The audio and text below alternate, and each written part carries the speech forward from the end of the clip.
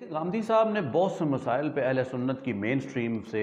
اختلاف کیا، اور ان مسائل میں سر فہرست جو ہیں وہ پردے کے حوالے سے ہے، وہ نزول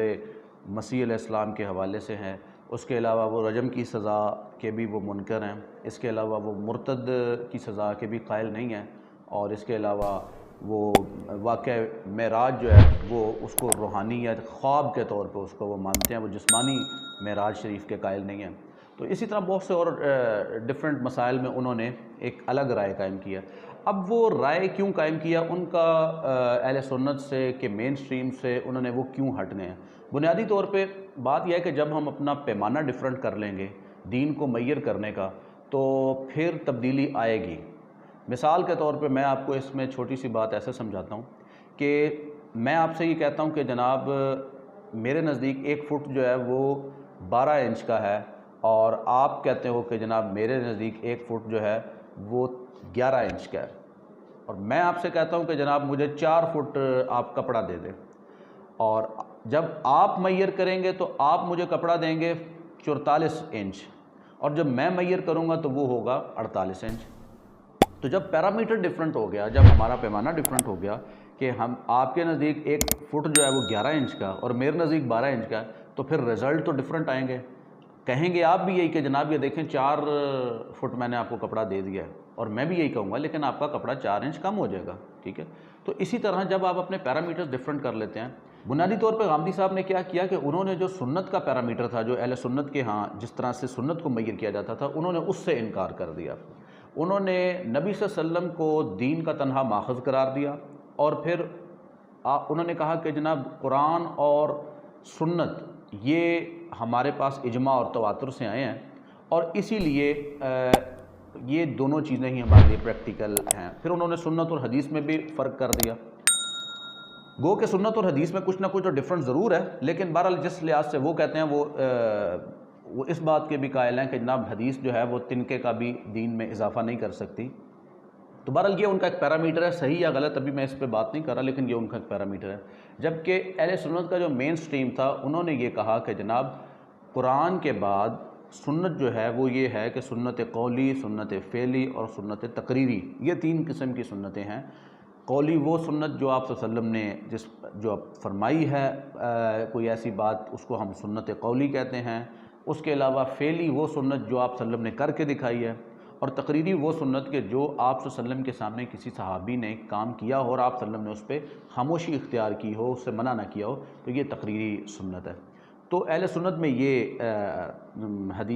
سنت کو ڈرائیو کرنے کا یہ ایک پیرامیٹر تھا۔ جبکہ غامدی صاحب نے سنت کو بالکل ایک دوسرے کانٹیکس میں لیا۔ انہوں نے یہ کہا کہ جناب سنت کوئی ایسی چیز نہیں ہے کہ جو نبی صلی اللہ علیہ وسلم نے خود اپنے زمانے سے شروع کی ہو، بلکہ انہوں نے سنت اس چیز کو قرار دیا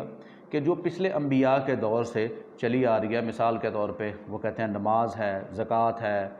حج ہے، روزہ ہے، تو انہوں نے اس کو سنت قرار دیا، انہوں نے ان چیزوں کو پھر سنت قرار نہیں دیا۔ تو جب انہوں نے سنت اس کو قرار نہیں دیا تو پھر الٹیمیٹلی ان کے مسائل ڈیفرنٹ ہو گئے، ان کے رزلٹ جو تھے جو انہوں نے کنکلوڈ کیے دین سے، وہ ڈیفینیٹلی وہ ڈیفرنٹ ہی ہونے تھے۔ لیکن اس حوالے سے ایک بات جو بڑے کام کیا ہے وہ یہ ہے کہ جو مولانا اسحاق صاحب غامدی صاحب کے حوالے سے ایک دفعہ سوال ہوا، اور ان سے کہا گیا کہ جناب غامدی صاحب کے حوالے سے آپ کیا کہتے ہیں؟ تو انہوں نے بہت ہی پیارا جواب دیا۔ انہوں نے کہا کہ دین ہمارے تک اڑ کے نہیں پہنچا ہوا میں، قرآن اور سنت اور احادیث یہ ہمارے تک اڑ کے نہیں پہنچے۔ قرآن میں جو لفظ لکھے ہوئے ہیں وہ نبی صلی اللہ علیہ وسلم نے صحابہ کو اس کی تشریح بتائی، اس کی تفسیر بتائی، اس کے بعد صحابہ نے تابعین کو بتائی، تابعین کے بعد تبع تابعین کو بتائی۔ تو قرآن کی بھی ایک خاص تشریح ہے جس کو ہم کہتے ہیں کہ جناب وہ ہمارے سلف نے اس سے یہ سیکھا۔ مثال کے طور پہ اگر غامدی صاحب توفی کے ایک لفظ سے حضرت عیسیٰ کی وفات ہی مراد لیتے ہیں، لیکن صحابہ میں اس لفظ سے حضرت عیسیٰ کی وفات کس نے مراد لیا؟ جب نبی صلی اللہ علیہ وسلم نے ان کے سامنے، صحابہ کے سامنے یہ آیت پڑھی تو آپ صلی اللہ علیہ وسلم نے مفہوم بھی اس کے واضح کر دیے کہ اس کے یہ مفہوم ہے۔ عربی میں ایک ہی ورڈ کے ڈفرنٹ شیڈز ہوتے ہیں اور اس کے کئی مطالب نکل سکتے ہیں، گنجائش بھی ہوتی ہے، لیکن ہمیں وہ مطلب لینا ہے جس میں سلف اور صالحین نے ہمارے لیے کوئی راہ متعین کی ہو، کہ انہوں نے بتایا ہو کہ جناب اس لفظ کا یہ مطلب ہے۔ تو جب ہم آج 1400 سال بعد یہ دعویٰ کریں کہ جناب دین کا جو فہم جو مطلب قرآن پاک کے اس خاص آیت کا یا اس خاص چیز کا مطلب جو ہے وہ مجھے سمجھ آیا ہے، وہ اس سے پہلے آج تک کسی کو سمجھ نہیں آیا، تو بنیادی طور پہ یہ نظریہ ہی غلط ہے کہ جو آپ یہ کہنا چاہ رہے ہیں کہ 1400 سال بعد صرف آپ ایک ایسے شخص ہیں کہ جنہوں نے دین کا ایک ایسا مطلب اخذ کیا ہے جو آج سے پہلے کسی نے اخذ نہیں کیا، تو یہ تشریح جو ہے یہ غلط ہے۔ باقی جو ان کی کوالٹیز ہیں وہ ڈیفینیٹلی وہ اپنے مخالفین کے لیے